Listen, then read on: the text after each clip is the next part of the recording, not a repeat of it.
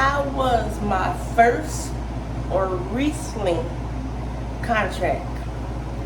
Scared, nervous, overwhelmed. Yep.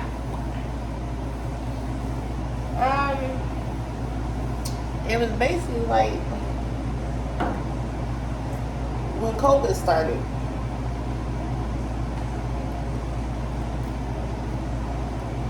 Yep, that's how it was.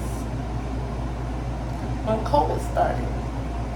My first contract, even though it was in my hometown state, but I did have to drive to it. Drive to that location. Nervous. Even put it this way. It's like getting the first job. You're gonna be nervous. You're gonna be overwhelmed. And you also gonna be scared. Why are you gonna be scared? It's because you're trying to figure out what you're gonna expect. How you should expect this.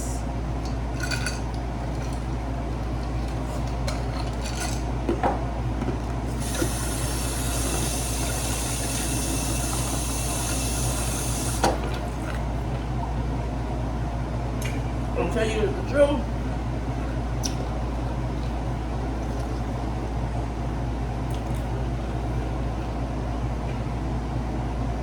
It's like you predicting this will be a bad facility. So basically you predicting this will be a bad facility. You will have too many residents. There might not be any help. You might get a bad vibe off of somebody. We do a lot of predicting, don't we? But for this contract, or any contract that I had in the past, since I've been doing traveling, I did a lot of predicting. But when I get there, it's like a smack in the face, like, that's not what we do here. Short staff, of course. But less patient. 8 to 9 patient radius. Maybe 2 of them, or it's a Hoyer. Easy stand, cool, fine, dandy. You even got a bed bounding, a 2-feeder. Love it! Still get you up. Charting. My mindset with me doing these contracts is I gotta remember what stuff at. Like, supply room is to the right, to the left, go straight, hit the left. Soy room, hit the right, hit straight, hit the right. 3 doors down, 4 doors down. So you have to remember where stuff at. It's more like temp agents. You just gotta figure out what stuff at. Yes, you can keep asking. Yes, you can keep asking. Like, where's the supply room at again? What shower it is? What code is to get in the supply room? What's the code to go out the door to take out the garbage? What code did I use to stop setting that alarm off? Like them stuff. But yes, I was scared on my contracts. My first one and this one that I am on. I guess when you read directions, you scan it real quick, and that's my biggest habit. I scan it real quick. Like, I just passed the whole big sentence and even pay attention. Or not write my directions down either sometimes. Overwhelmed. You could be 2 hours early on the floor and shift starts at 2:30.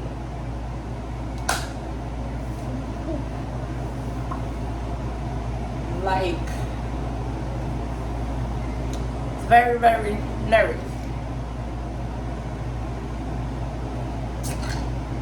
Very overwhelmed. you do when you on that contract, you do when you talk to the recruiter, you do ask what type of uniforms you wear. Of course, you wear scrubs, but there's a certain color. Certain, if you're doing acute care, certain facilities, acute care settings want a certain color, and it's always like a baby blue uniform. I don't have a shirt here, but it's a baby blue.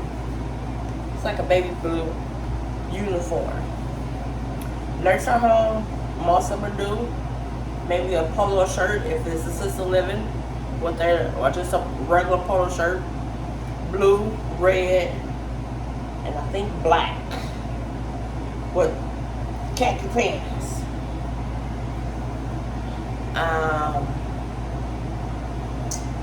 What else?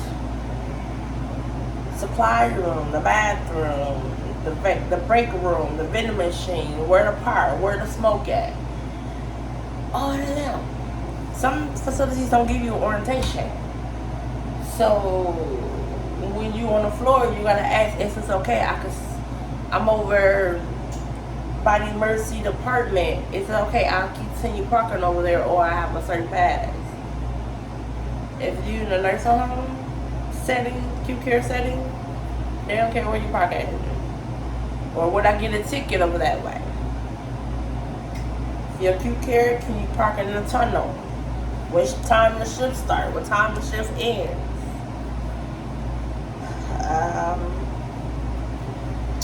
What else?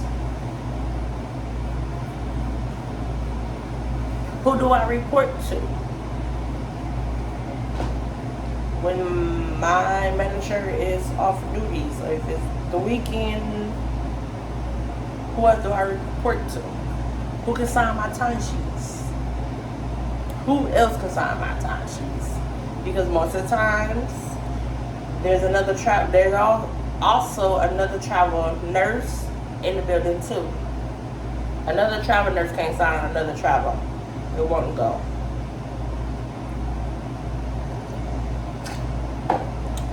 A different temp service that's been there multiple times can sign a temp service.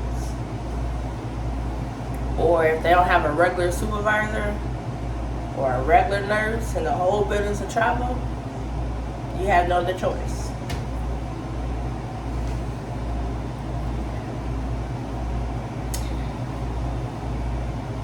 Yeah. You're going to be scared. You're going to be overwhelmed. My last one is acute care setting. My main thing is where to park at and where I'll be able to get out that door, what I came into. The door I came into, I couldn't get back out of it because I had a certain time lock. But I had to go all the way around on the other side that I didn't come in at and still get to my vehicle or get out the building. Another side that somebody showed me, but it was confusing and I did not like it. I got scared twice.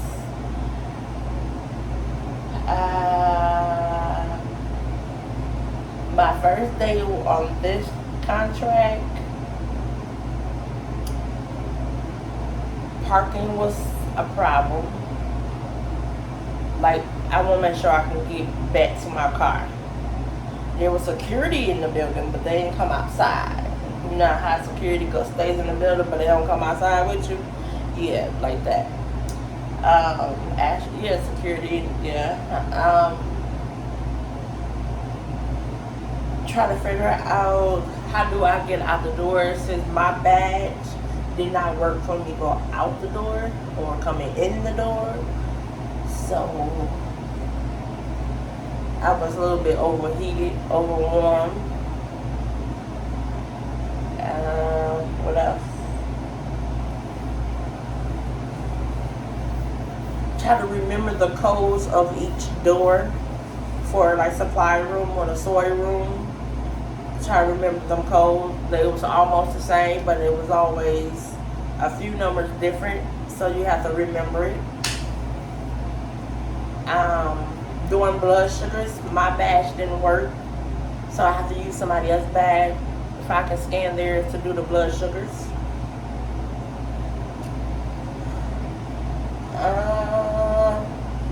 Kind of get retrained on certain parts of the charting system, because everybody charting system is different. So like some people, if they use Epic, certain pieces are different when you add it to charting, if you don't add it. So it's the same, but they just, like some people add more to it and get to details.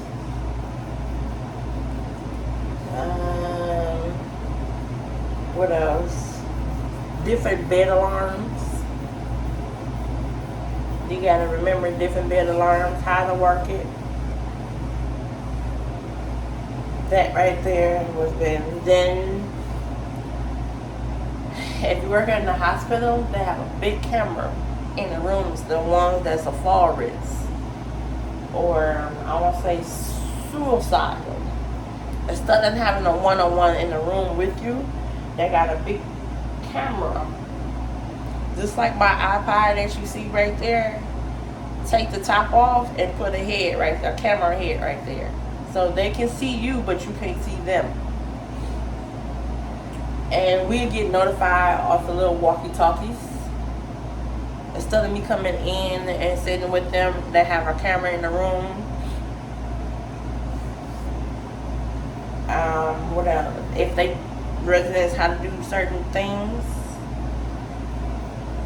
we just tell them, if we already know who it is, they introduce themselves. So you get, it's a monitor at the bottom that we can talk to them off, like, can you shut off the screen for a second or close or something, because we got patient care. So yeah, so like one of my residents takes the bathroom, sometimes he didn't even care. It was like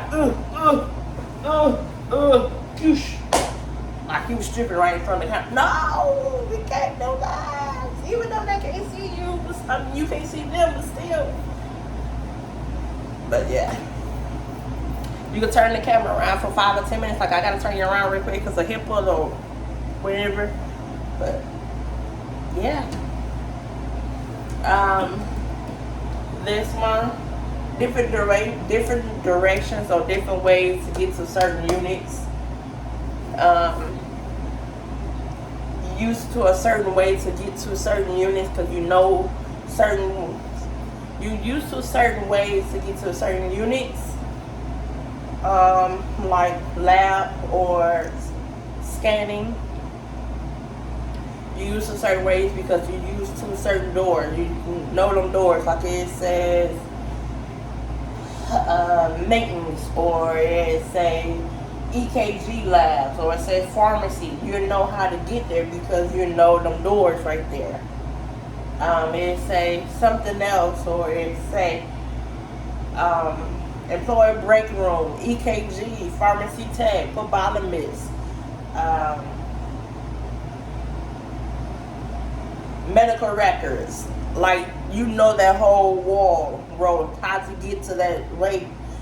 Whatever way you're trying to get to, you know that's the way you can go to, because you know your path, because you remember how to get there because of them doors or them labels off doors, if that sound right. But yeah, getting nervous, getting scared on my first day of orientation, on the floor. Yeah, directions is the key.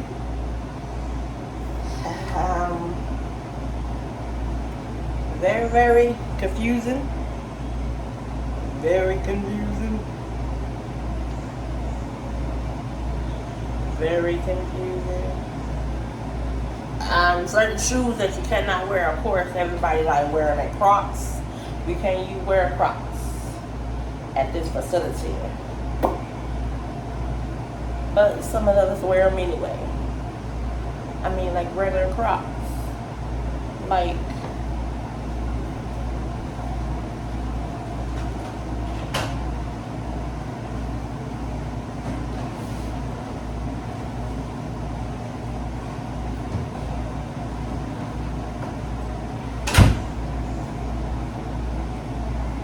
my things come out, but Crocs, we ain't supposed to wear these. We supposed to wear some tennis shoes.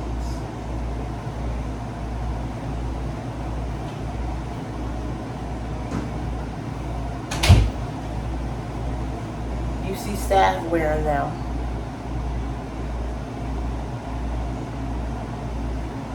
we see staff wearing them, or bandanas. They already tell you in the list that they can't, what you can't wear.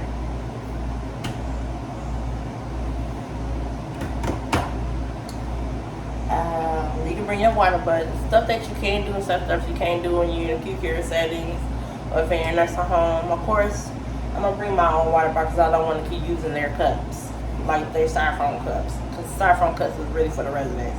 But I'm gonna bring my own water butt, my own cup. I have 2 of these. I switch off. If I'm there 3 days already, I'm gonna put it in the sink. Next day I go to work, I'll have my other one. So I switch off. And it's a mix of bag. My other one that I carry,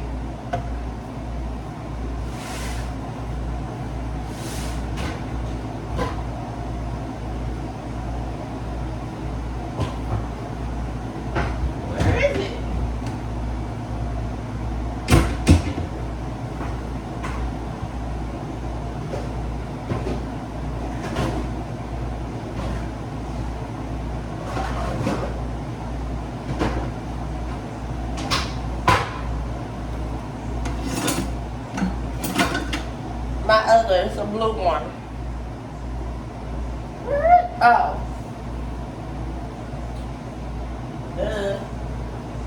This one, I don't carry as much because somebody else got the same thing. Just alike. So by the time I get there, I take some tape and put my name on a paper on both sides. Like, I even have my name on there, so you can't say that's yours. Or if I put my name, I put my daughter's name on it. This one as well. Sometimes I have another one, but the other nurse, hers is a little bit bigger, and I don't always carry a straw in mine. I always eat the ice, and both of them. But yeah, I will talk to y'all later.